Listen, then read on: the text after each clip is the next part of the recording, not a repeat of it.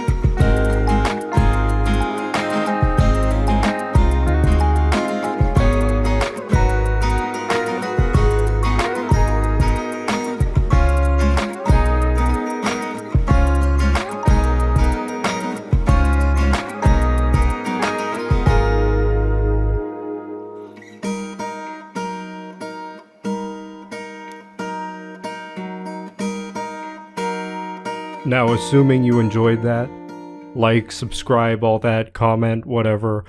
Send a link to your grandma. She probably remembers when a bunch of these cars were new. She'll get a kick out of it. And here I'm going to take like 10 seconds to say a bunch of keywords for search engine.